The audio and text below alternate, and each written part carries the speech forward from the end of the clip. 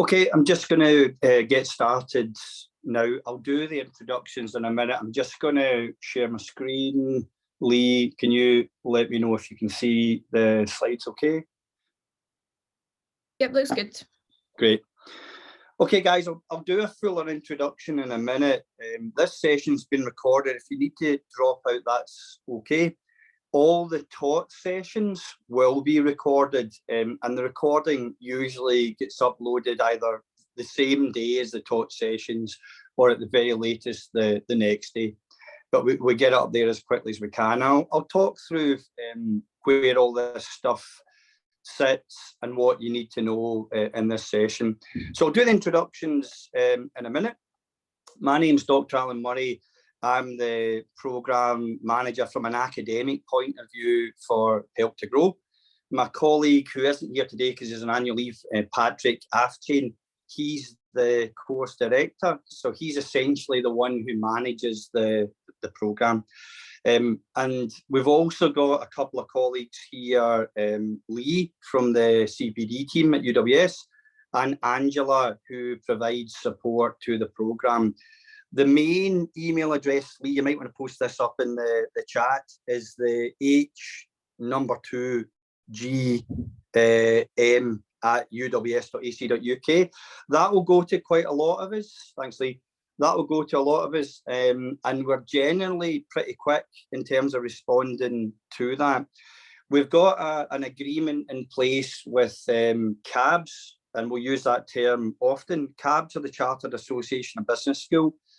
And we are part of that group, and it's that relationship which means we're one of 5 universities in Scotland and about 30 or so in England who can deliver this programme. So it's only business schools within universities who've got small business charter accreditation that can deliver this.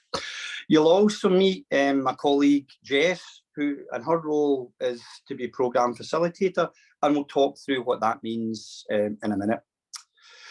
One thing we've done to make it as easy as possible for you is that we, as a university, invest quite heavily in WebEx and Teams. We pay a lot of money for those licenses, but we realised early on when we started to run this programme that they can be quite complicated, and there's a lot of barriers around WebEx and Teams, particularly if you've already got an account, because what happens is it often defaults to that account, so it can be a real pain.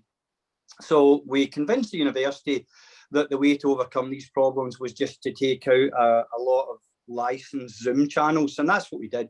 So we pay for licensed Zoom channels, and what we've done is made sure that every single session that you'll participate in, the peer sessions, which I'll talk about in a minute, and the taught sessions and any other sessions will always be on this same link. So what I strongly suggest you do is download the slides from the virtual learning environment, which I'll talk about in a minute, but also email yourself this link, text yourself this link. So if you're running late, as a lot of us are, including the teaching staff at times, then you know that you've got the link. You just need to click on that. You can join it easily. Lydia, if you could just maybe mute your mic for a second. There you go. Thanks a lot. So it'll always be this link, and any of the diary prompts that are popping up in your Outlook will be the same link. Okay, so it'll always be this link that you'll be joining on. We've done that to make it as easy for you as possible. And we've done that so you can essentially do all the stuff you need to do from your phone. So it doesn't matter what device you're on. In terms of session today, we've got 2 hours in the diary for it. Unless there's loads and loads of questions, which generally there isn't, it's probably going to take about 90 minutes. We are really, really interested in you and your business. Okay, so what I want to do is this. There is a slide coming up that says, who are you and what is your business? But when you've got 30 people in a cohort, that takes an awful lot of time. So what I would like you to do, just as I'm talking, I'm going through these slides, which you've got access to in the virtual learning environment. What I'd like you to do is just post in the chat, who are you and what is your business and what does it do? Because it's not always clear from the name of the business. So who are you? What is your business called? And what is it your business does? You can post up any more information in there if you want to. Like, I've been going for 5 years, I've just started, or I'm based in Docklands. It doesn't really matter. We're going to get to know you quite well over the course of the next 3 months, but it starts right here. So make sure you're posting to everybody, and also want to know what your business is called and what your business actually does. So from today's session, yes, you will get a basic understanding of who we are and what our roles are. You will start to build a relationship within your cohort, and that starts with getting a better idea about what you all do. And then from this session, you'll get a better idea about what you can expect from us and how the program runs, but we'll also articulate to you what we need to get from you in order for you to get as much as you can out the program. So these slides, remember, are actually on the VLE. We call it the virtual learning environment of the VLE, but we also refer to it as Canvas. And a lot of universities and other organisations use that particular VLE. It's essentially just a website where all the program materials, including the links to all the sessions, are held. So guys, if you can, while I'm chatting, I want to get a couple of posts up in the chat. In the chat, just go into the chat function, just post who you are, thanks. Link to the website's good, that's great, guys. Brilliant. That gives us a better idea of who you are and what you do. Yeah, and I'll look at that in a second. So this programme exists because the UK government feel that the best way to help small to medium-sized enterprises in the UK is to put in a programme which supports the senior decision makers in SMEs. And these businesses, they feel, should have been going for a year or more and should have at least 5 employees or more. A lot of the businesses here will be at the higher end of the scale, which we'll talk about in a minute, and some of them will be much smaller. It doesn't matter. This is our 4th cohort, and we've got another 2 cohorts starting fairly soon. And within that, we see the full spectrum of SMEs. Just to remind you, almost all businesses out there are small businesses like yours. It's 99.2% or 99.6%, depending on what report you read, of all businesses out there are businesses like yours. So the UK government's got it right, and they think that the best thing to do is put together a programme, which we'll talk about in a minute, that covers all the sort of things that you should be thinking about if you've got aspirations to grow your business, like strategy, leadership, management, digital, branding, and finance, just to name a few of them. So they've decided that this is the best way to help businesses like yours grow and get to the next level. They want to do that because, one, you're contributing a lot to the GDP, the income of the UK, but you're also creating most of the new jobs, but you're also protecting the jobs that are already in the pipeline. So that's where CABS, the Chartered Association of Business Schools, and the UK government department that we work with are coming from, and they've designed this programme, and we are one of the organisations that delivers this programme. This stuff actually comes from the organisations themselves that tell us they're interested in the programme because these are the sort of things that are on their mind. They are interested in strengthening their brand. They're interested in getting into new markets. They're interested, obviously, in selling more stuff, but they're also interested in things like making more profit, which obviously is not the same thing. So these are the sort of things that are of interest from an economic development point of view for the government, but these are the sort of things that are on the mind of people like yourselves who are coming on this programme.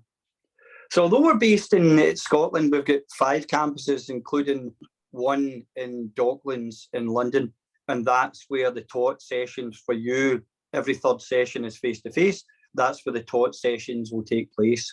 If you can't make the taught sessions, then we'll be recording all the taught sessions. But there's no doubt from experience that the participants tell us themselves, a big part of what they get out of the programme is getting face-to-face with other businesses and realising that everyone's in the same boat. They've all got the same problems and same issues. So the UK, like every other country, is really interested in productivity. It's interested in helping businesses become more effective, but it's also interested in helping businesses become more efficient. And both of these things are important. We had a small business charter accreditation a few years ago. The university chose not to renew it. We then went back in and made a case that this was something that we needed to have. The university agreed, and then myself and my colleagues put together an application which was successful. And on the back of that, that opened the door to allow us to go in and deliver this Help to Grow management programme. And we're delivering that both in Scotland and in England. So that's just the background to the whole thing. In terms of what you're going to get out of this, the metaphor that I use a lot is that this programme is a buffet. So we're going to lay out a lot of food for you in terms of the content. Jess is going to take you through the peer sessions. Round about week 3, we'll start pushing you towards the mentoring side of things, which I'll talk about in a minute. And the trick is to view this as a buffet that you'll use to make your own meal that you'll tailor towards your own business. So there will be some sessions that you're particularly interested. Usually that's things like digital. And there might be other sessions where you might be really strong, like the financial side of things, which is one of the later sessions. But you'll still get something from the sessions where you have a particular strength. And you'll definitely get a lot from the sessions where you know there are gaps in your knowledge and your skills. One of the phrases I use all the time is programs like this. It's about 80% confirmation that you're on the right track or that you're thinking along the right lines. And then there'll be 20% new stuff. For some people, that ratio will be different. It doesn't matter. It's a buffet and you should see it that way. So what we're going to do is expose you to an awful lot of content, a lot of tools, and what CABS, Chartered Association of Business Schools, want you to do is to take all this information and use one of the key tools from the programme that we call a growth action plan in order to write down specific actions that you can use to help your business grow. And we'll talk about the difference between leadership and management styles and approaches throughout the course of the programme. There's some key themes that run through every session. So although each session, each module has got its own theme, there are key themes that run through each module. And one of those is this idea about leadership. And we'll expose you to a lot of different styles and approaches and techniques and tools along the way. So that's what we're trying to do with this. In terms of the people that are going to help you, well, some of them are in this digital call, and you're going to meet some of us face-to-face in module 3, which is the first of the taught session. We've been doing support for business for a really, really long time. We're currently the Herald UK University of the Year. And one of the reasons we lifted that award is because we do so much work to support business. And we'll talk about some of that work along the way. One thing you need to remember about us is we're not selling you anything. There are other resources that the university can put into your business. Generally, those are free. We've got access to students and staff. We've got access to nice spaces, lots of tools and lots of equipment, lots of knowledge and lots of expertise. And what we found is that even once the program's finished, we move you into this alumni group, and Lee will probably touch on that when she does her introduction in a minute. And what we're trying to do there is not sell you stuff. What we're trying to do there is sweat the asset of the university, find out what your specific problems are, and see how as a university we can help you with those, because we are here for life. For you and your business, if you want us to be. Again, though, it's a buffet. Pick and choose the things that you want. Generally, what happens is the businesses, from experience, once the program's finished, they're interested in accessing things like our spaces for venues and networking events, our equipment, particularly digital stuff, further training to help the businesses and the senior decision makers upskill, and also access to students who may be able to work in the business, either paid or unpaid. And we'll talk about that in a bit more detail later on. We do a lot of stuff around things like KTPs. These are projects where we work with an organisation called Innovate UK, and we work very intensively with businesses who have to grow very, very quickly. And some of you would fall into that category. And what happens is Innovate UK put a lot of money into that fund. The businesses put a little bit of money into it as well. And the university brings all the experiences got to bear. We'll talk about that later on, probably closer to the first alumni event for London. Again, we're not selling anything here. So in terms of the team, just a potted history, it'll be very, very brief. In academia, you tend to accumulate degrees. It doesn't mean that you're really, really smart. It just means that over time, you tend to have the opportunity to do a lot of learning, and that's something we're quite interested in. Prior to that, though, I was a business advisor for many years with the main enterprise agency in Scotland. We call it Business Gateway. You've got a kind of online version of that down in England called Business Link. Hello, is someone speaking there? No, it was just, I was just muting someone, Alan. Nah, no problem.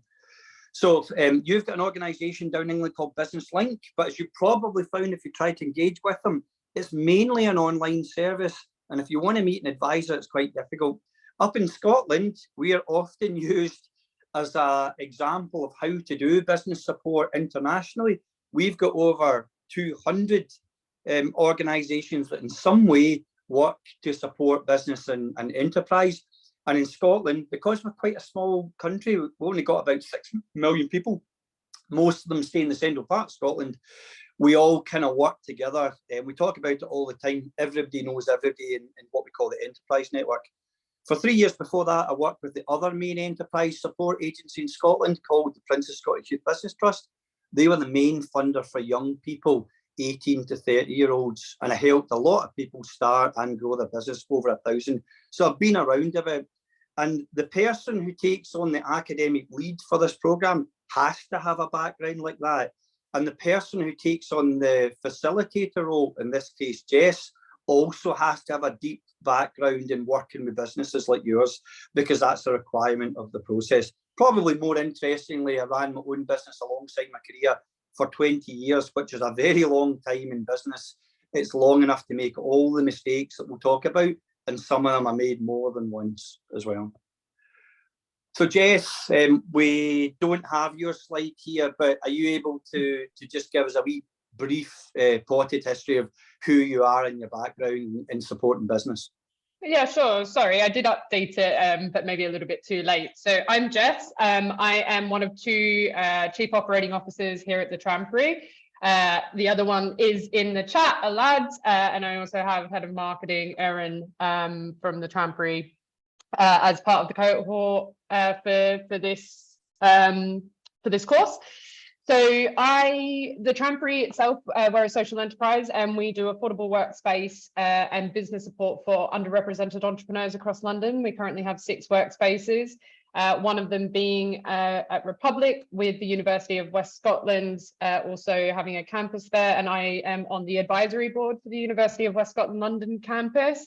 Through that, we've run some incubator programs together, supporting local student and refugee entrepreneurs in Canary Wharf. So that's what I've been doing for the past few years. But myself, I've got 15 years experience in general operations and people management. So I also volunteer for a wonderful organization called Sister System, where I'm a career mentor and advisor there as well.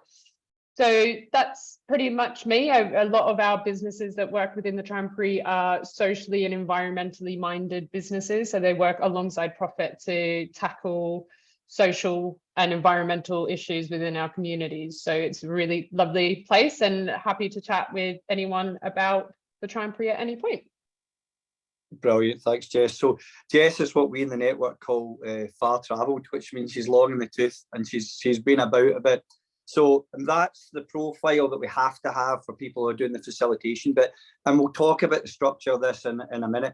Again, guys, any questions, just post them up in the chat, and I'll either deal with them as I'm chatting, or some of my colleagues will. So Lee, do you want to maybe just jump in very quickly, touch on your role? Sure, no worries. So hi everyone, it's lovely to see you all. My name's Lee, and I'm the CPD marketing coordinator here at UWS. And more recently, I've been involved in the Help to Grow management programme. So as well as looking after all the marketing stuff, I do some of the admin bits in the background. I think I've been in contact with some of you, and kind of recently also started planning our first alumni event. So you probably won't see me every week, but closer to the end of the programme when you guys are wrapping up, I'll be in touch about your alumni event and we'll share more about that and your CMI membership that you'll also get. Just, I suppose it's the marketer in me. One thing you can do to keep up with the programme is follow our social channels. I'll put the link to those in the chat. We're happy to kind of share your good news stories and well as just keeping up with the programme. So yeah, happy to help if there's anything anyone needs, but just give me a shout. Great, Lee, thanks. And also, we can't really run these things without people who are working hard in the background. Lee, but also Angela. Angela, do you want to just jump in and touch on your role as well? Hi everyone. Yeah, sure thing. Nice to meet you all.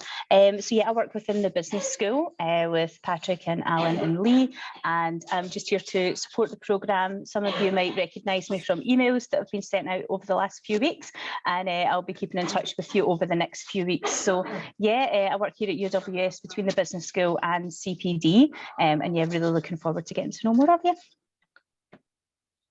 Great.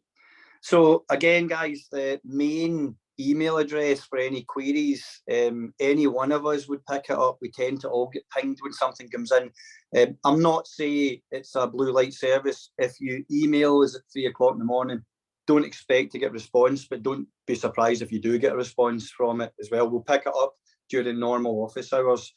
So it could be any one of us, but that's the main email address. You'll also get us pinging you replies from our UWS email address as well. That's okay. So in terms of that, we've done the introductions here. What I want you to do while I'm going through all this stuff is just take a couple of minutes, as I did just there, where Lee and Angela were doing their introductions, and just have a quick look at the range of business that are out there, because we know from experience that there's real opportunities for you to start working together with each other. You've also got a wee extra support group there. There's always little groups within groups. Generally by about week 3 or 4, what we tend to see is each peer group tends to set up its own WhatsApp chat. And that's another little support group that you have just there. Remember, the relationship with us and each other doesn't need to end. Lee is already working on the first alumni event, which is probably going to be middle of December, we think, and again that'll be face to face, and we generally try and make sure alcohol is involved in it if we can get away with that, as we're doing for the first Scottish event. So this is the format that we're working for. Remember, you should be able to pinch your screen depending on what you're on and make that slide a little bit bigger. What you'll see quite clearly is that what we have is a series of online sessions like this that last for 2 hours. And then each session after that is a face-to-face workshop, which we will record just in case you can't make it. And those last for 4 hours, and they're quite intense, and that's kind of the way that we like it. We always start off with strategy, because that's the way the program's been designed. And we quite like that, because that's kind of the coat hook that you hang all your jackets on. If your strategy is wrong, or you don't know what your strategy is, then everything else becomes a little bit more challenging. So we quite like that one to kick off. So today is this one here, the introduction. And then very quickly, you'll find, it's surprising how quickly the time passes. We'll move on towards our first face-to-face one. I'll be coming down from Scotland with Kingsley, who'll be delivering that session. And we'll be kicking around on campus for a couple of days. So if you want to meet up before then, or you want to stay on and chat a little bit longer, we'll be around if you want to. What we're trying to do is build a little bit of a relationship with you as quickly as we can.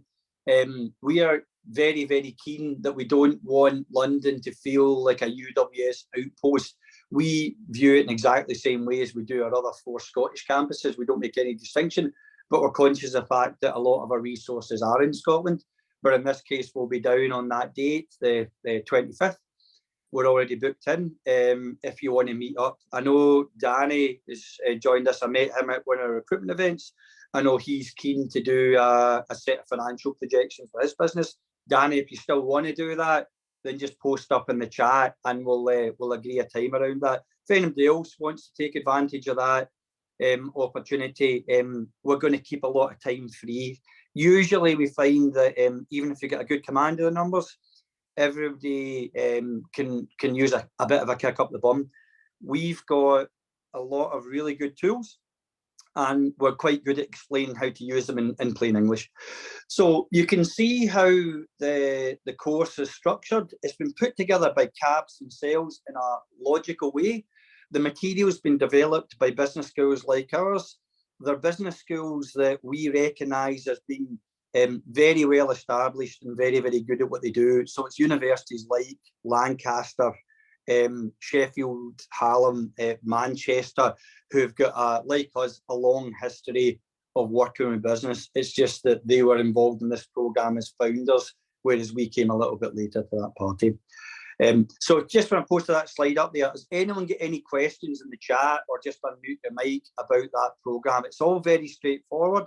You've got these 2 sessions, and then every third session is face-to-face.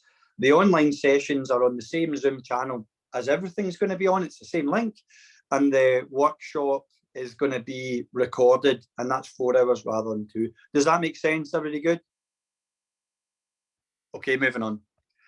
So in terms of this, what we need from you is CABs want you all to attend at least 3/4 of all the sessions, and that will allow you to get your completion certificate.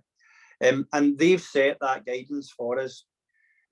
What we want to do is give you as much chance we can to participate, and obviously watching a recorded session or a 4-hour session will give you the content, but it won't allow you to interact in any really meaningful way.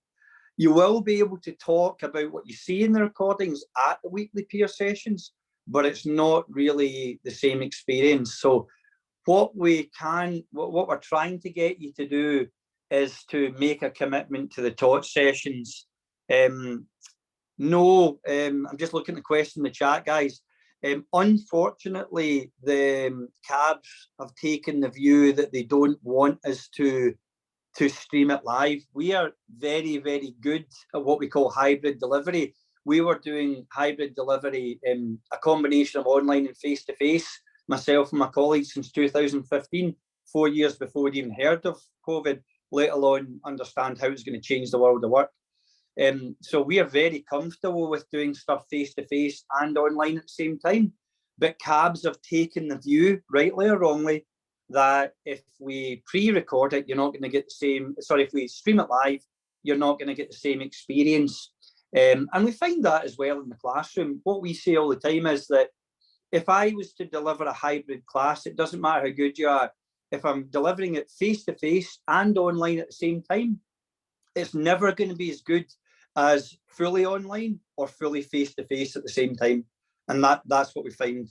So CABs have taken the view that that's written in blood. You can watch the the recorded sessions, but we're not allowed to live stream it. There are conversations taking place about whether that is likely to change. We haven't received any guidance on that yet.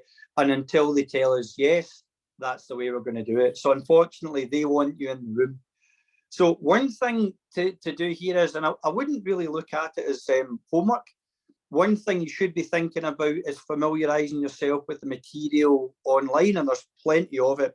The main thing to think about is this. I'm just going to stop sharing this. I'm going to share one of the other files with you.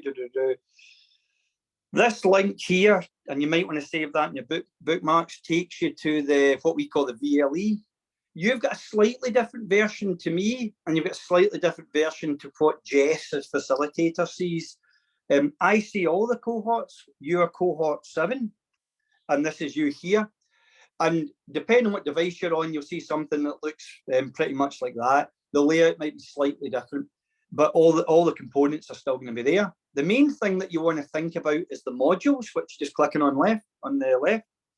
And you can see how everything's split out module by module. So CABs call it a module, we would call it a session. A lot of the teaching that we do is over 12 weeks in class, and we call that a module. They call each individual session a module. It doesn't really matter to you. And what you see is you've got the slides, and you've also got any supporting material like the workbooks. And that's really there for you to familiarize yourself with the materials, which is something that you need to do if you're going to get as much out of it as you possibly can. So one thing we want to know is if you haven't got access to the VLE, it's probably because you've been given an invite but you haven't selected it. And then it's a two-stage process and you've maybe done one part of it. So what we would want to know is if you can't access the VLE, can you jump into the chat and just tell us if you can or you can't access that? You should be able to see a cut down version of what I just showed you. Yeah. So if you can't access that, just put it up in the chat. We'll take a note of that. And if you need to be sent another link, we'll let you know. Very occasionally, you haven't received the link. It doesn't come from us. Sometimes it'll go into your spam and there's a time critical element to it. So sometimes you have to request another link. So I would look in your spam or your clutter and you might find an email that says in structure. So if you want to look at that, just look in your spam, your clutter, see if you've got any in structure emails in there or any Canvas emails in there. And generally that's where it's gone. And we find that from experience. Yeah. Okay, so drop us an email, okay, to the main email address at the beginning. And you can download the slides. There's an option for you to do that. It's just got the normal download icon. And when you click on that, it'll give you a download of the slides and the notes. There's copious notes there for each of the presentations as well. So what we want to do over the next week, because this week, because it's the onboarding session, there's no facilitated session this week. That's great. So any of you that can't get it, just drop us an email to the Help to Grow Management email address that I posted a link to at the beginning. What we need you to do is start looking at the things that are on the VLE, that website I just showed you. And one of the tools that we want you to fill in is what they call the diagnostic. And that allows us to get very basic information about your business. It's not confidential, it's all in the public domain. And that allows us to build up a better profile of what you're doing and where you're at. And from that, get a better idea of what your challenges might be. I mentioned the mentoring side of things earlier on. The roundabout week 3 will start to encourage you to go on to the mentoring site. And that's where you would look at the mentors that are available and you would try and select somebody who you think would be a good fit for your business. Now, what I would suggest to you is if you're working in manufacturing, you might want somebody with a manufacturing background, but if you just feel that your area of weakness, the area you need to develop around, say, leadership and management, then it doesn't really matter what sector they're in. It's always useful if they understand your field, but I would argue you should be looking at trying to match yourself with a mentor that's going to add some value, which doesn't necessarily mean selling more stuff immediately in your sector. There are literally thousands of mentors now in that mentoring pool. It's managed by an organization called Enterprise Nation. We play no part in that because we're excluded from that process. CABs have taken the view that we are not to play any part of that. We want to know if you're having trouble getting access to a mentor. We also want to know some feedback about whether it's working for you or whether it's not working for you. And we'll feed that back immediately to CABs, but that's the only part we play in that mentoring process. We might want to take a different view, but that's the process just now, and we can't change that. So what we will have is a chat from one of our colleagues at Enterprise Nation, who's going to explain how the mentoring side of it works, and just kind of give you a sort of crash course and how you go about that. We're not looking to do that until round about week 3, because CABs want you to get embedded in the program and get your feet under the table and make sure you've got access to the VLE and the materials there before you do that. Yeah. What's that, Danny? Danny, you might want to unmute your mic and just say that. What were you saying there, Danny? I was just saying, I sort of went on the mentoring section, and I found a lot of them were marketing consultants, and you know, there's a lot of consultants on there, but I really wanted someone with true business sort of experience rather than sort of practical. Yeah, someone like me, you mean? Someone like you. That's exactly what I wanted, Alan. I wanted you. Well, you get me for the way I'd say it is, Daddy. You get me for nothing. So we're in addition to that, we'll have mentors going on. As we chatted about before, we don't want to get in the way of mentoring, but they've just changed the way they do the mentoring thing. Maybe when we're down, Danny, we can have a look at the mentors together, maybe chat about where you're at with things, and maybe see if we can find something to benefit. I'm conscious of the fact as well that they're adding to the pool all the time, and maybe if we look at it together in a couple of weeks, we might find somebody that's a better fit together. Sounds like a plan. Yeah. Yeah, you get me for nothing, remember. So when we're doing the numbers, maybe have a chat about that. I'd be really disappointed, Dan, if we couldn't find somebody who can add some value to it. Some of the feedback about some of the mentors up in Scotland has, in fairness, been really, really good. And some of the businesses they're consultants in their own right.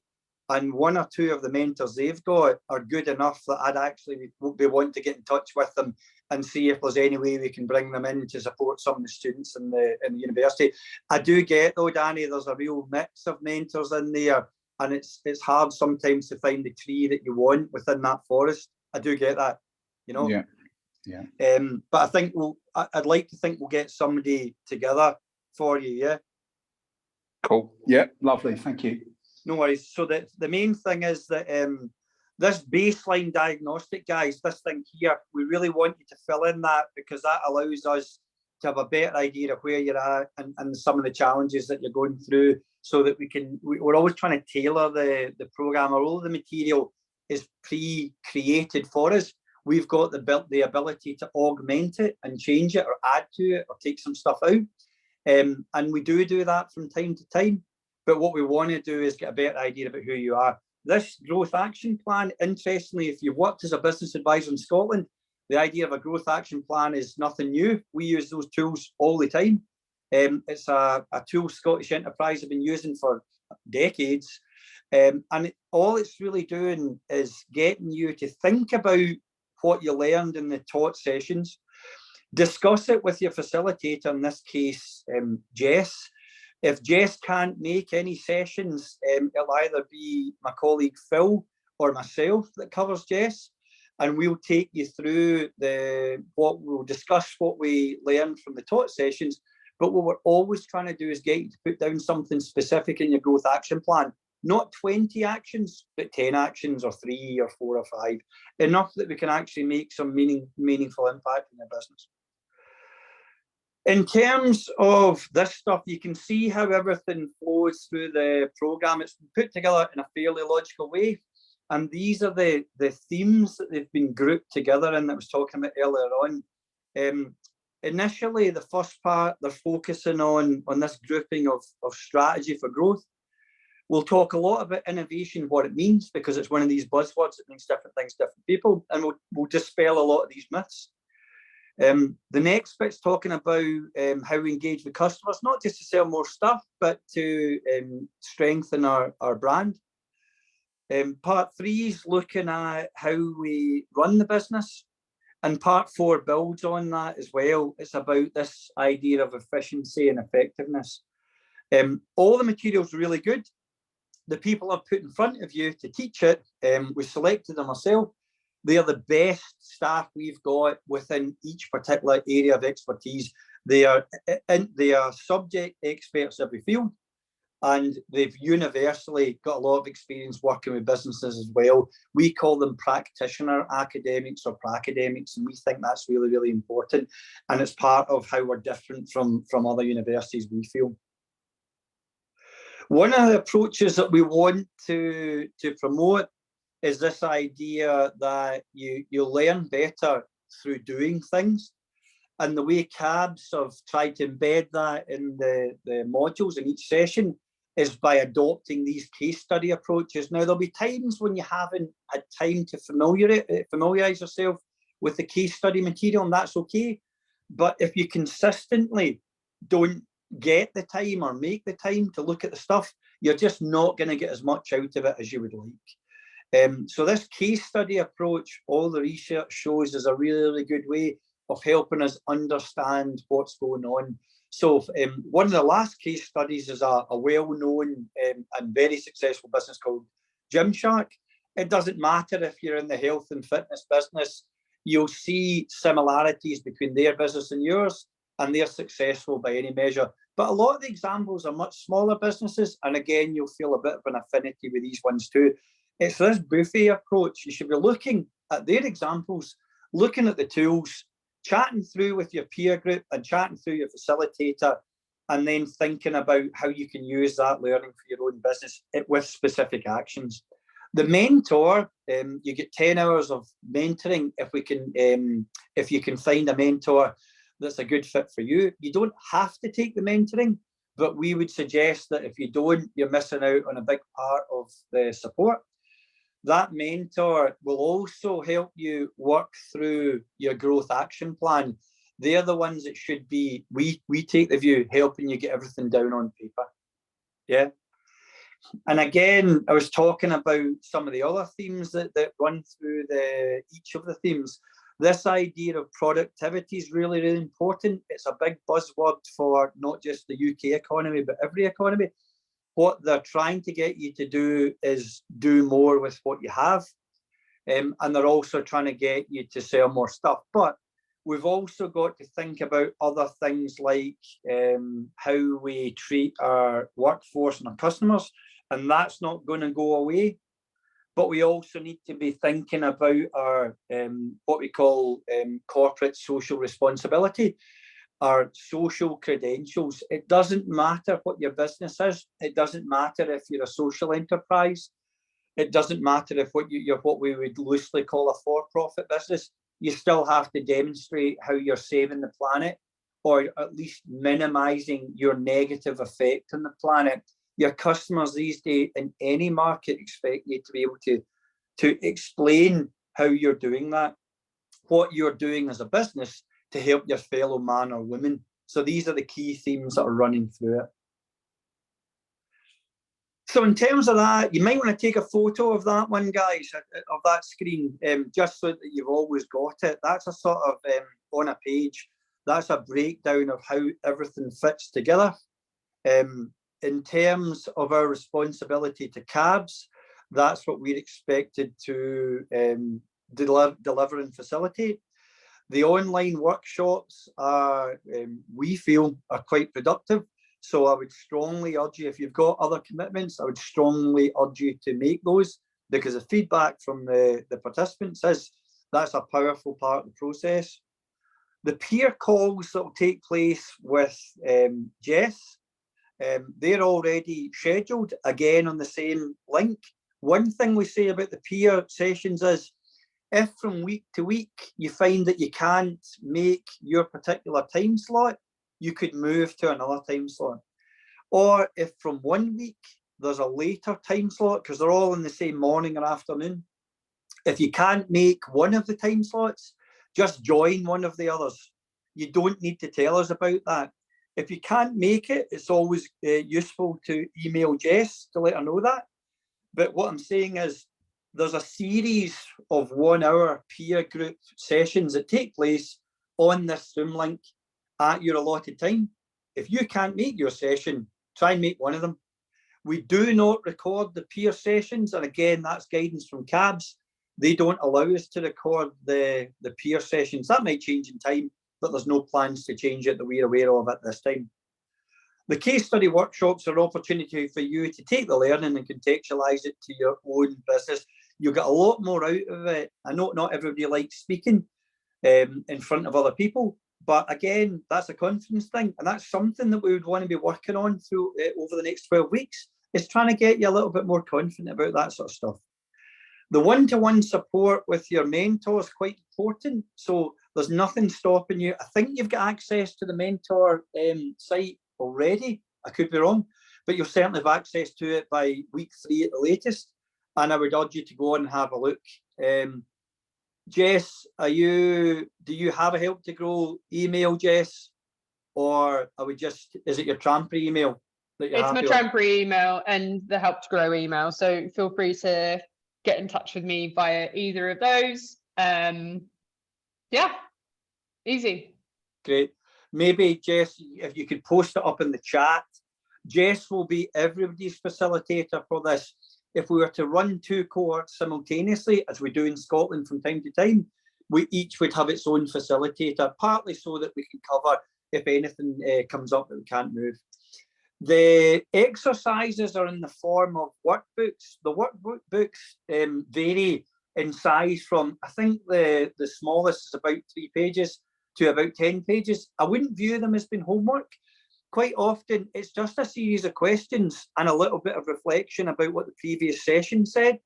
So don't look at them as a headache. Don't look at them as eating into your time. Try and create some space in your working week to actually familiarise yourself with materials. And also, when you familiarise yourself with materials, you'll also see that in the workbooks, it's asking you, can you actually talk about what you've learned at the taught session with some of your key decision makers in your own organisation before you meet with Jess in her facilitation session? Yeah, so that you're actually starting to, it's not just you coming through, you're actually starting to get some feedback in what this means for your business from your senior team as well. And that's quite powerful. We know from experience the participants that do that get a lot more out of it. So in terms of this, the growth action plan, or GAP as we call it sometimes, is from memory, there's a version of it where everything appears on one page, and you might want to have a look at that one. And you've also got a more complicated, more sophisticated spreadsheet. It's quite a big one. You can scroll down quite a lot, and you'll scroll to the right quite a bit. It depends how sophisticated you want it to be. That will determine which one you want to be using. Some people are just working off a bit of paper. It doesn't really matter. CABs haven't insisted that we submit complete growth action plans, but we feel that we should be able to, if asked, demonstrate that we've got something on paper, that you've actually got your ideas down on paper, and there's some evidence that we've added some value. And we think in time, perhaps we'll be asked to do that. The final session in person will be myself and some of our colleagues and Jess helping you get your ideas down on paper. Some of you may not have started it by then, but what I would suggest is, guys, see this as something that you chip away at rather than see it as a big headache, because you'll just start to avoid the task. You'll start to dread it. If you haven't looked at your growth action plan by week 2 or 3, you're probably not going to look at it, and that's not where you'd want to be. So you see this thing just here. You've got this tool that you can use that's going to help you get your ideas down on paper, section by section and theme by theme, in order for you to contextualize the learning and apply it to your own business. That's all we're talking about doing. Just a sort of quick top tips slide. Talk to your workforce, particularly the key decision makers. Try and disseminate your ideas, partly because if you want to bring in something new, and I'm sure you will, if you've not involved them even at a superficial level, you're going to find it hard to do anything at all. All the other people in your peer group are in the same boat, so we would encourage you to get in touch with them, and again, set up your own WhatsApp chats, because that's a big part of what you're going to get out of this. We'll talk a lot about the business model canvas throughout the sessions, but you can get countless versions of the business model canvas. It's just a tool that helps you break down the 9 different components of any business and make changes and innovate in each of these different areas. And the areas are things like revenue streams, your cost structure, but also things like key activities, your channels, your customer segments, and the relationships you have with them. There's lots and lots of different versions of the canvas that do different things. There's a well-used lean version of it, but mostly we'll be talking about the standard version, and it's got 9 components. The middle and biggest section is what they call the value proposition. Again, you'll find a copy on the VLE, but we're happy to share other copies if you want. There are countless versions of it. Just looking at that chat there, that comment in the chat, sorry. So what's the best way to set up a WhatsApp group? What I would suggest is, and we won't be offended if somebody doesn't want to be part of that, because we're WhatsApp to death, I think it's fair to say, would be within Jess's first facilitated group, which would be next week. The session, I can't remember, Jess, normally if your sessions are on a Tuesday, that means the facilitated sessions are either on a Thursday or a Friday. I can't remember which day it is. They're Thursdays. Yeah, they're Thursdays. And in the first groups, what I'll do is anyone who wants to join a WhatsApp group, I'll get that together. We'll make those happen in those first or second facilitation groups. So if you want to jump in and do it now, absolutely fine. But otherwise, let's do the facilitation groups in the first or second. And it may be that Patrick's usually pulling together. He usually pulls together the groups to make sure that there's a decent spread. And if somebody wants to move group, they can. I don't know who joined his iPhone, but if you can mute your mic, that'd be great. That's it, thanks. So Patrick usually tries to put the peer groups together in a logical way. An example might be if you had two recruitment companies, we generally keep them apart because usually they're in competition to each other. And we see that from time to time. If they want to be in the same group and share experience, then we can move people about a little bit, but we're trying to get you settled in one group and keep you there. And that's when I would argue is the best time to set up your little WhatsApp groups. Again, don't feel you have to do that, guys. Some people are quite, some people are not really looking to get too much out the networking side of things with their own peer group. That's fine too. Yeah. So all I would say is, Serkan, we're not really sure who's going to be in what peer groups yet. So I would post that up once Patrick usually is the one who emails out the peer groups. If you look on the VLE, Lee, you might be able to check. I'm not sure if Patrick's posted up a list already. Yeah. So that's what we want you to be thinking about here. Try and involve your own organisation if you can. Have a look at the business model canvas. Have a go at it. I've got a video. Patrick usually posts it up in the VLE, and it's a 15-minute video about how to use the business model canvas in plain English. I'm conscious of the fact that I don't speak English. I speak Scottish. So if ever at any point I'm speaking too quickly, feel free to tell me to slow down or articulate what I'm saying. That's fine. I won't take offence from it. Yeah. So in terms of making sure that we're on the right track and we are doing our stuff and we're giving you what we need, you'll be surveyed regularly by an organisation that we're familiar with called Ipsos Mori.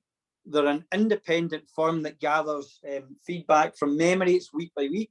I'm not involved in it and we don't see it, but we see the results of it after the programme when cabs feed back to us about it. So Ipsos Mori are going to be constantly asking you how you're getting on, and they do that using a survey tool. It's really straightforward. It's really just making sure that your experience of this and the other aspects of the programme are where they would expect it to be. So don't feel that it's anything too onerous. It's not going to take too much time. What I would say is, though, guys, you definitely want to be taking that opportunity to have your say, because we take feedback really, really seriously, not just about this programme, but about all the things that we do. And we can't really tweak the programme if we're not getting the feedback from you guys. Yeah.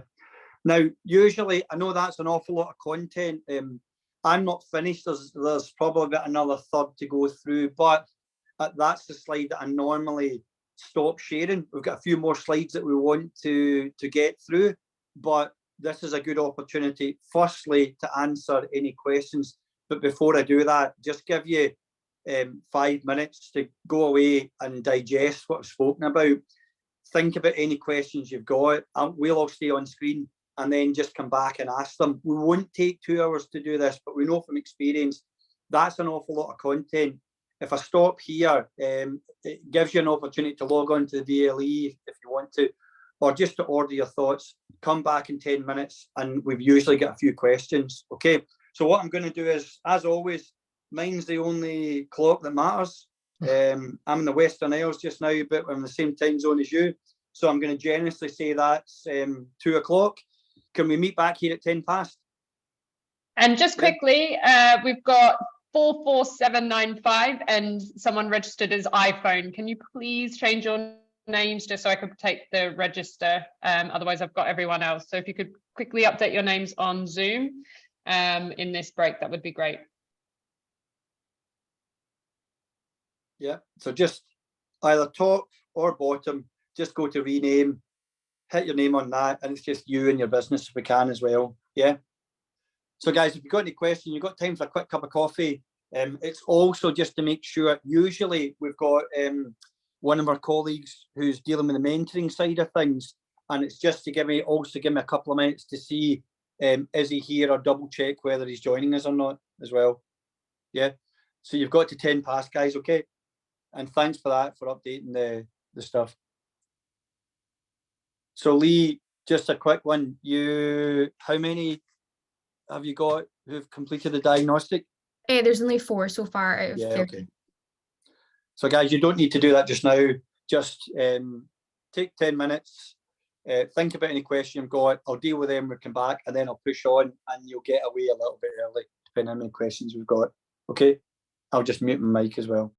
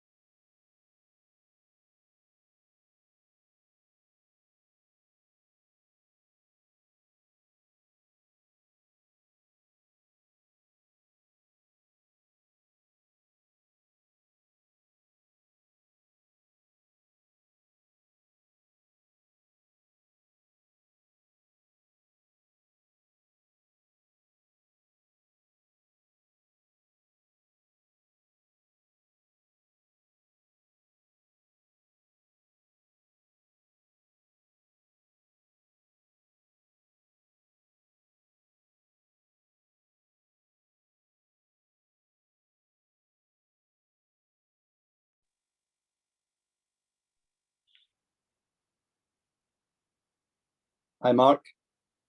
How's it going, Alan? All right? Not bad. I knew you were joining as well, and I've got 2/3 of the coin. I've got a few slides to get through, but giving them 10 minutes. 10 minutes of hearing me talk is a 10 minutes break from hearing me talk. How long do you want, Mark? 10 minutes. Yeah, perfect. So they're back at 10 past, and I'll let you do your bit, because some of the questions might be about your side of things. Okay. And then I'll deal with any other questions, then I'll finish up. So we'll probably be out here. We'll be out here probably by about 1:45, I guess, but I'll give you 10 minutes after the break. Okay. Perfect. Yeah. All right. Brilliant. So you've got time for a cappuccino if you want one.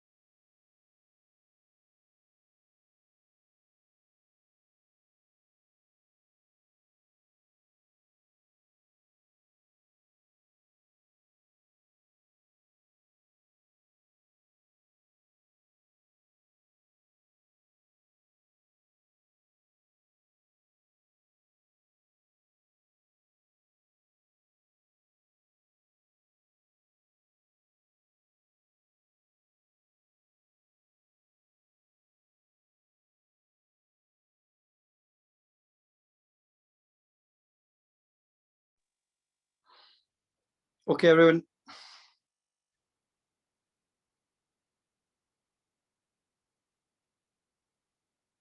So again, if you've got cameras, good to see the faces. Again, I'm not sure who iPhone is, but if you can rename yourself to your name and the business name, that'd be a big help. I think they might be having some technical difficulties, but we've got Abdul as iPhone. We just don't know who 44795 are. Unless that's the name of their business. I did check that, but no. I think a bit more innovation and creativity perhaps needed there. Yeah. So everyone, welcome back. We'll push through. We'll deal with some questions in a minute, but as we're always, as always happens in the onboarding sessions, we're joined by Mark Sweeney, who, Mark, if I remember your title, it's Platform Partnerships Manager. Yeah, perfect.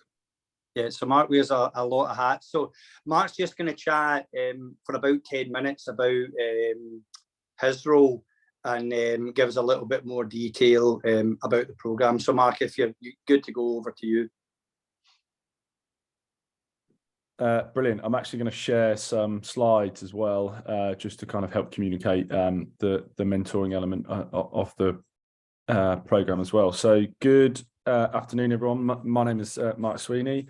And as Alan kindly mentioned, I am a Platform Partnerships Manager, but I'm also from the Help to Grow mentoring platform. So I'm sure this has been communicated to you already, but as part of the Help to Grow course, you have access to 10 hours of mentoring with a trained business mentor. And this business mentor will have a fundamental understanding of the role of a mentor and the course itself. Some of the key statistics that we have been utilising to communicate to kind of all participants on the Help to Grow course include 92% of small business owners who work with a mentor say it's had a positive effect on their business's growth and survival, and 89% of small business owners that don't have a mentor wish that they did. And you can see on the right-hand side here, Claire, one of our earlier participants on Help to Grow, talks about just how kind of valuable the experience of having a mentor was to her. How that relationship has continued, but also how she looked to gain some expertise and insights from someone outside of her industry. And we'll come on to that in a little bit more detail shortly as to kind of how you can filter and search for mentors. But just roughly speaking, over 70% of all matches between mentors and participants on the Help to Grow course so far have been out of sector and also out of location matching as well. So people really kind of honing in on a particular set of expertise and skills that they feel is going to help them in their next stage of business. Similarly, I'm sure the growth action plan has been mentioned to you. This is going to be a really central part of kind of your experience on the Help to Grow course. And by working with a mentor, that will enable you to work through that growth action plan. You'll need to bring that conversation to the table with that mentor and really hone in on kind of exactly what you want to develop as part of that plan. And that's going to be a constant reference point and guide and tool for you to continue using that's going to help you and your business thrive. Really important to note at this point that the mentors aren't there to tell you what to do. They're there to guide you through the process and the course and obviously things like the growth action plan, like I mentioned, and they'll do that by providing one-to-one support and really sharing kind of their knowledge, expertise, experience, and any of their good practice that they picked up during their time in business, but also mentoring other participants on the Help to Grow course. And of course, anything that you kind of do share with a mentor will be treated in the strictest of confidentiality. And that means you'll be able to discuss any of your kind of business problems, challenges, personal development needs, and ultimately they're there to be your critical friend and not make any judgment throughout this kind of 10 hours. You know, it's a lot of contact time with one individual and you want to make sure you're getting the most out of it. And there's no doubt that you will do. So in terms of the mentors that are available to you, these really are a wide range of experts that have been and continue to be recruited. And they really range from kind of successful entrepreneurs, SME owners who've been there and done it themselves, to trusted business advisors working with businesses every day in an advisory or mentoring capacity already, in addition to some really significant and influential corporate leaders. So thanks to a number of our corporate partners, there's some, and they include the likes of WeWork, NatWest, Santander, Microsoft, to name just a few. And within those organizations, they've all put forward some of their really kind of key figures to join the program, and all mentors have been vetted against a strict criteria before coming onto the program. And one of those points includes 5 years more experience operating in SMEs at a kind of senior level as well. So whilst they work for big corporate organizations, they're very much focused on SME activity within those organizations, and are well equipped and qualified to kind of support anybody on the Help to Grow course. So just whilst I'm continuing to talk to you, and I think some of you may have some questions around mentoring, but it'd be great if you could, if you haven't already done so, please have a look for an email from Help to Grow Management Support. And I understand as well that you would have by now had an email from one of my colleagues, a mentor relationship advisor, kind of welcoming you to the course and the mentoring element of the program. But just in terms of the process, as part of the Help to Grow course, you're automatically registered to the mentoring platform, and that's done with the details you provided when you first registered for the course. So that initial email from Help to Grow Management Support includes a username and a password, as well as some kind of instructions and final steps on how to complete your onboarding to the platform. And we have taken every measure possible for this to avoid hitting your kind of junk and spam folders, but do please check these if you can't find that email. And I'll also share some key links in the chat once I've finished speaking. But hopefully by now you've found that email, and you'll see that also at the click of a button, you'll automatically be logged into your account and to those final steps of onboarding. And that really just involves identifying key areas of support and expertise that you're looking for from a mentor, the opportunity to upload a profile picture, identify what you want to get out of the course, and ultimately what you want to get out of the mentoring as well. And then from there, you'll be able to go through to the wider mentor search.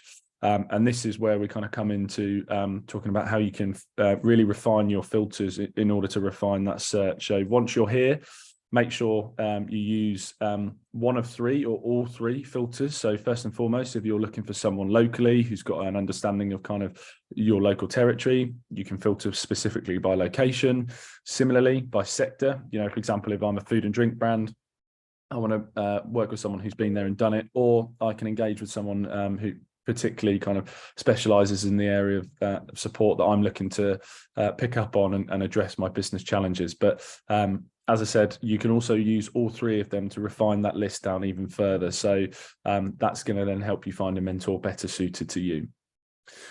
Just some key dates to be aware of. So it's really important to note that you must also have matched with a mentor before the completion of module 3 of the course. And if you haven't yet done that or haven't taken any action by module 2 of the course, the mentor relationship advisor that I mentioned will be reaching out to help you on kind of your behalf with that, suggesting some mentors to you, taking as much information from your profile as possible once you've completed onboarding, or having a conversation with you to do that. And that's so that you can begin your mentoring journey no later than the beginning of module 5.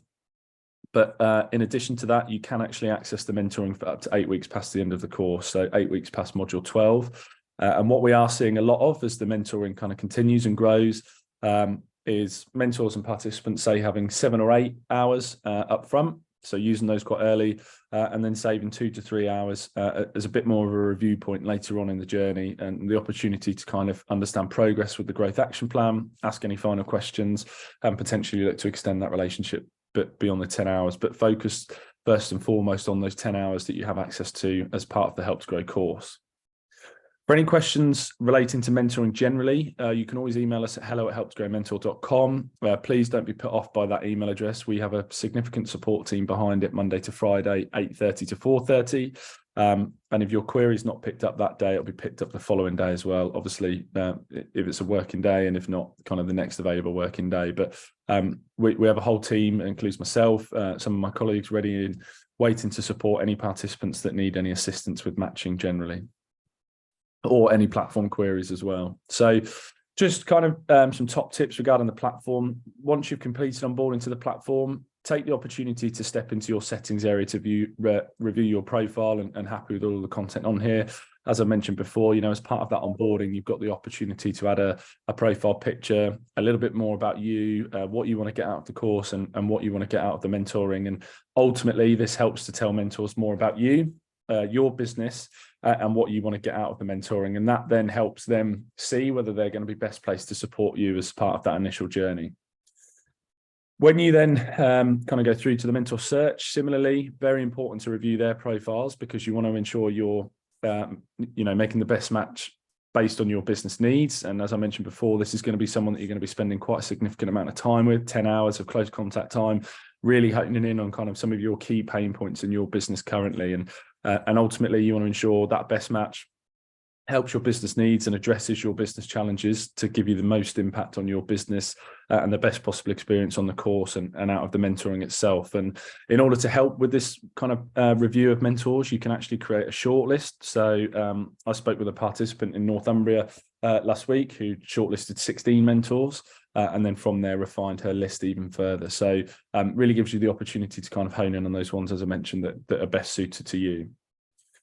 Once you've then decided on a preferred mentor, and you may well have done that immediately from the mentor search rather than having created a shortlist, but you've got the opportunity to send them a message, and that can include inviting them to a discovery call to better identify whether it's a good fit between the two of you before you look to progress. And really, we'd recommend this, but for no more than 10 minutes, just as a bit of a kind of opportunity to engage in conversation, understand each other's experience, and see if it's a good fit. And if that is the case, you can then hit the request mentorship button against that mentor's profile, and they can then accept your request and your mentorship journey can begin.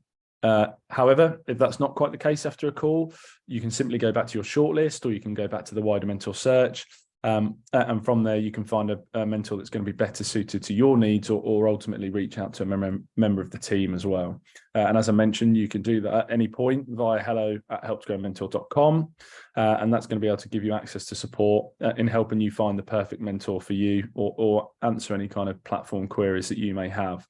On the platform itself, there are a number of support initiatives available to you, which include the Help Hub. And again, I'll share the link to this shortly in the chat once I've finished, as well as, and that Help Hub helps to give a full overview of mentoring generally on the course, as well as the platform itself in terms of managing your whole mentorship directly in the platform. There's also a live chat functionality. In addition to this, we've got something called app queues, which is almost like a checklist of things for you to complete when you first log into the platform to familiarize yourself with everything that's going on. And then finally, there's the opportunity to select brokered support straight away. So if you click that option directly from your dashboard, one of our mentor relationship advisors will reach out to you directly to support you with that and offer some suggestions to you. So once you've then got a confirmed mentorship, you'll begin working through that in kind of the best way that suits both you and your mentor. And obviously, I gave the example previously of what we're starting to see a lot of in terms of the mentoring relationships that have already been formed as part of the Help to Grow program, and that a lot of mentors and participants are saving a couple of their hours for that later point in the journey to really kind of check in and review everything that's ongoing. But entirely up to you, and you can either meet for kind of 10 1-hour sessions, 5 2-hour sessions, just in whatever way works for you and your mentor. And as I mentioned before, in terms of navigating through the platform, all of your sessions must be logged and reviewed on the platform, and all of that will be done in kind of managing your mentorship as well. So just for your information as well, we're currently in the process of setting up some drop-in sessions throughout the month of April. And as part of these, we'll be highlighting kind of how to use the platform, how to manage your mentorship. And we're doing this for both participants and mentors as well, just to kind of give some additional training, build confidence, and really help you get to the most out of the mentoring. So that's everything from me. I can see there's been a couple of comments in the chat whilst I've been sharing my screen. I'm going to stop sharing that for the time being, and I'll start to share some of those key links in the chat with you now. So obviously, first and foremost, as I mentioned, was that kind of link to the Help Hub. And now I've lost my screen. And you'll be able to access that once you've kind of logged in for the first time. I'll then give you my email address and then also that hello@helptogrow mentor email address, and then also the email address of your mentor relationship advisor who's directly responsible for kind of supporting you at a school level as well. So right, let me just see.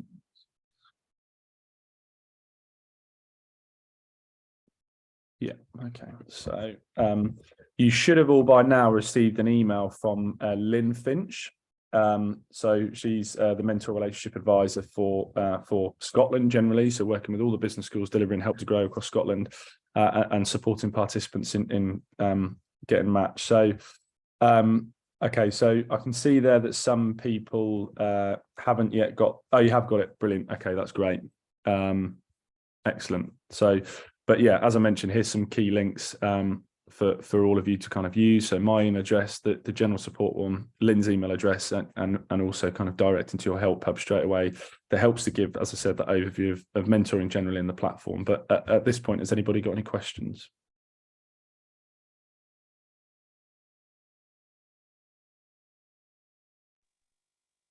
The best thing I can recommend at this point as well.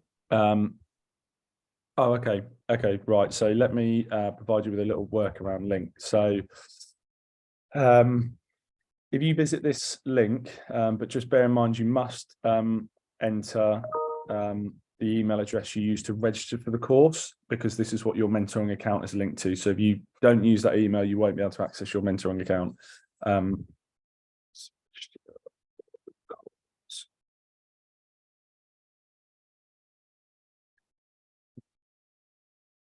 Great. Yeah, and sorry, as I was saying, the best thing you can do is kind of log into the platform. As I said, when I was first presenting there, it's just great to familiarize yourself with the platform, begin to work around it. As I said, check into your settings area, make sure you're happy with all of the content that you've submitted as part of that onboarding process, and ensuring you're kind of speaking as best as possible. And obviously you saw the example of Claire earlier and her experience around mentoring and how it's had a significant impact on her business, and obviously that relationship and how it's progressed moving forward. So do take the time to do that, and then also review the mentors that are kind of filtered as part of your search, and using those filters to help refine that even further. Thanks, Alan. Great, Mark. Probably worth just mentioning, we've always found Mark and his team's response has been pretty lightning quick, in fairness. It's probably worth mentioning, though, that the mentoring side of things, you've got dozens of business schools delivering hundreds of programs, and there are lots of mentors for each program as well. So it's an awful lot of moving parts, and Marky's guys are really, really good. I can get back to quite quickly, but it's like anything else. That's one of the reasons why we're quite strong in the feedback to us, or feedback to Ipsos Mori. Just if it's not working the way you want, just let us know, and we're always there to help it. As I say, Mark's side of things, it's very, very tight, and we've always been really impressed. We were talking about it last week about the speed of response. So if you need any help with anything, just ask. Main port of call, if it's not to do with the platform, is the Help to Grow email, which I posted at the start of the chat.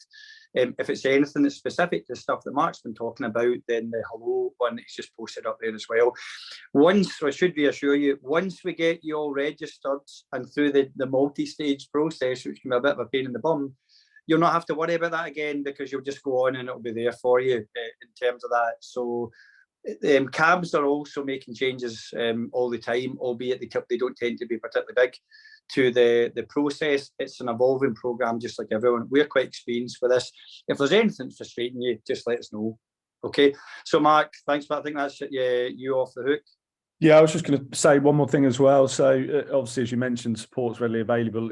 If you enter a match with somebody and you feel like it's now not quite the right match for you, do reach out and we can help you get rematched. You can only work with one mentor throughout that 10 hours, but obviously if you feel like it's not working in the way that you wanted it to, then do reach out to us and we'd more than happily get you rematched as quickly as possible.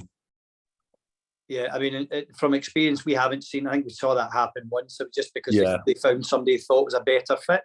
Yeah.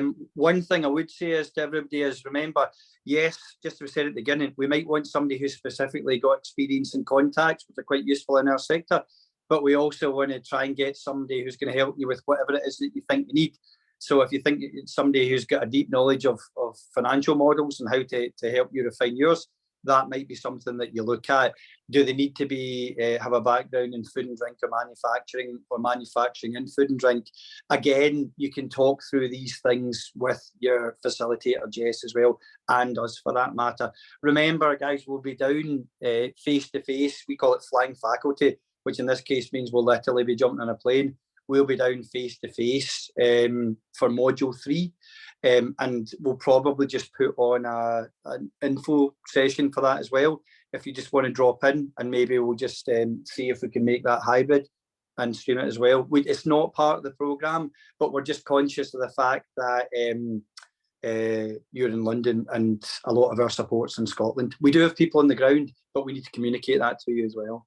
Yeah, so I think as last question, has anyone got any questions for Mark before we let him go?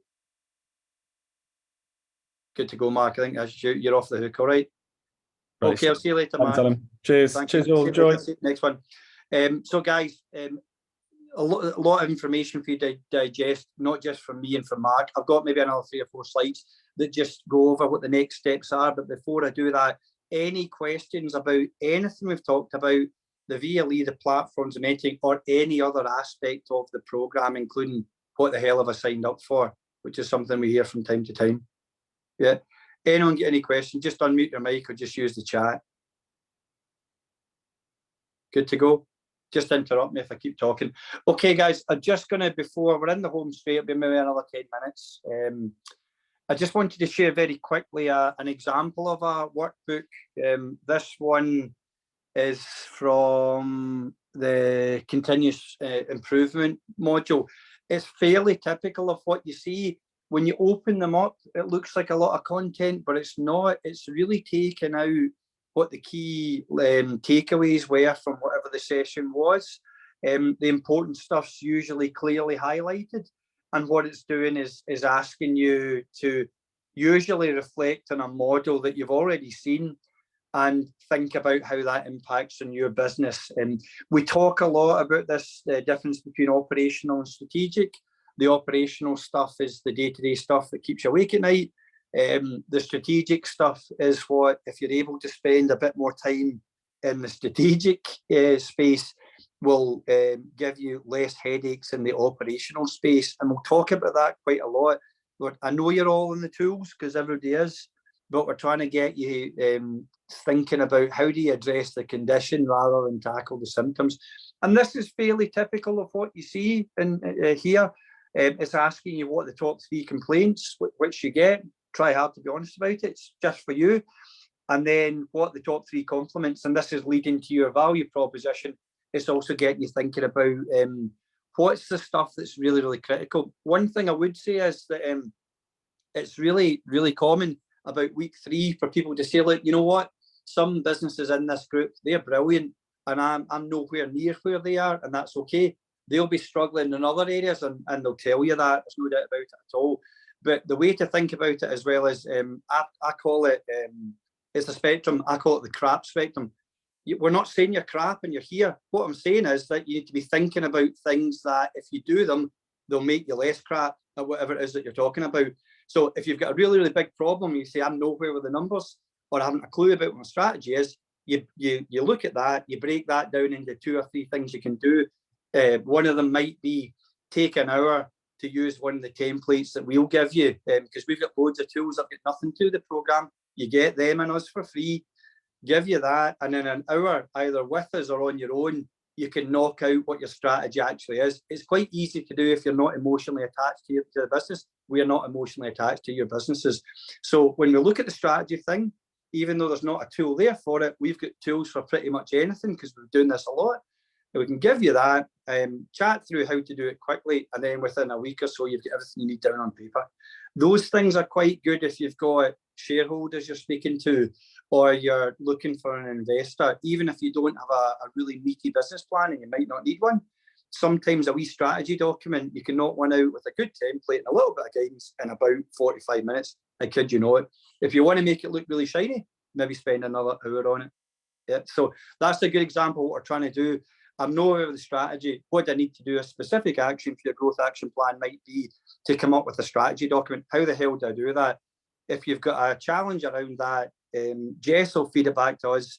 We've got any tools that she's got. You've got lots of tools that we've got. That sits alongside the whole program. Usually we've got something that will help you with it. And what's ours is yours. We're not selling anything. Okay, so have a think about that. You're looking for specific stuff. If you engage with the workbooks, then it'll be less confusing and less chaotic for you. If you don't engage with the workbooks, you'll still get there, but it'll be less structured. We're trying to be as structured as we can with this stuff. So guys, we're in the home straight, this one here. We're just getting an update from Lee just there. Out of the 30 of you on this cohort, most of you are here, only about 4 of you filled in the diagnostic. It doesn't take long to fill in. It's basic information that gives us a better picture about you. Again, you can get your SC number off Companies House. It'll take you about 2 minutes to do it. And again, we're not checking up on you around your financial accounts, and we're not sharing it with anyone else. The mentor can get access to that if you want them to, but it's just part of the process. What we're trying to do is tailor the program to suit you. So if you haven't completed the diagnostic, can you go in and do that ideally before the first taught session next week? The time will pass really, really quickly. And the mentoring side of things, generally we don't start talking about that until about week 3. CABs want you to be embedded with a mentor if you want a mentor. You don't have to take one by week 5, but I would strongly advise that you do. The feedback we've got about the 3 cohorts before you is that it's been really, really good. And they're hoping that relationship with the mentor will continue beyond the 10 hours, but that's between them.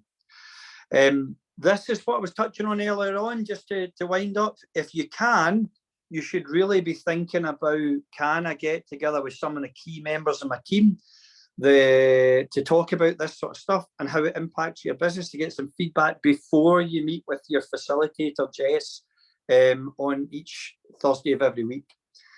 Familiarise yourself with the VLE, make sure that you can access it. And if you can't, drop us an email to the main address, the Help to Grow address. If you've got any other issues around that, we may direct you to Mark and his team. But generally, from experience, we can fix these problems on the ground ourselves. Quick reminder, anything to do with the educational side of stuff, the taught stuff, that's me. But you can still use this address because it will go to me and others, including Patrick.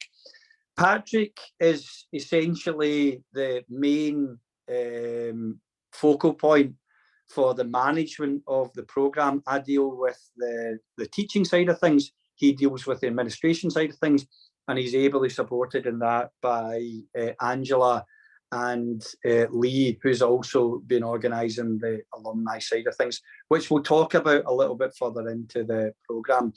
If you need to contact Jess, and it's usually to let her know that you can't attend the session, and it's also useful to let her know if you're going to join a different session, either permanently or just for that 1 week. It's useful so that Jess knows if she's going to get 2 people in a session or she's going to get 13 people in a session. Yeah, Jess being Jess probably won't mind either way, but we try and make sure that you've got enough people in each group so you're getting enough trigger time. Patrick, from memory, is the one that actually allocates people to a peer group. And I know, guys, that's an awful lot of stuff to take in. When you forget most of it, then you've got there's a, who is it posted that up? Was that you, Lee? Yeah, that was me. So if you go into the VLE, it's just above where all the kind of weekly sessions are. If you click into that, I think it takes about 10 minutes or so to fill in. I don't think it's a no, it's not longer than that. Strenuous activity, and it looks as if it's a quiz. So if you can take some time to fill that in, that'd be really good. Yeah, we don't directly get involved in that, but we see it. It's one of these things, though. It's like you accepting the invites and then following the instructions on it. There's actually a 2-stage process for you to get onto the VLE. Quite often the problem is somebody's missed the trigger to get them fully engaged with the VLE. One thing also to have a look at is the business school materials, which from memory is the tile at the far side, depending what device you're on, or at the bottom, depending what device you're on. That's where we'll put more materials if you've asked for it. We've got a lot of Idiot's Guide videos to things like how to use the business model canvas, how to do a business plan, how to do a financial model for it. They're related to the content, but we're not teaching that content. But we've got loads of tools that if you need to know more, we've usually got something for it because we get asked for it all the time. So a video and a tool are usually the best way to do it. And if you want to know more, all you have to do is ask us. Okay, so that's all the content that we wanted to cover. Again, once I stop recording, it starts rendering or downloading from Zoom. Within about usually a couple of hours, that will appear in on the VLE, and you can watch that again if something doesn't make sense. The thing about recordings is we're not suggesting that you watch it end to end. Usually from experience, people watch it in little chunks, or they just zoom to the bit that they're interested in, which is what you should probably be doing. So if you've not got any questions, Jess and I and Lee and Angela will be the last to leave. If you've not got any questions, then you're off the hook, and we'll be seeing you on this same link at the scheduled session online. Remember, don't come up to the Docklands campus because we will not be there. We'll not be there for 3 weeks. So the first 2 sessions from now on, remember, are fully online. And again, we'll be recording them week to week, and we'll be hosting the VLE. So if you've not got any questions, okay, that's you off the hook, and you can disappear and get back to your businesses. If you have got any questions, you can either ask them now, or if you want to ask them in private, you can wait till you're the last person on the screen. Okay? Okay, thanks everybody, and we'll see you next week, okay? Thanks a lot. See you next week. Alan, sorry. Yep, go on. Can I ask a very quick one? So at what point, to your experience, would be best? So then anybody who can actually, how can I say, make a head start of a plan of the head in a way.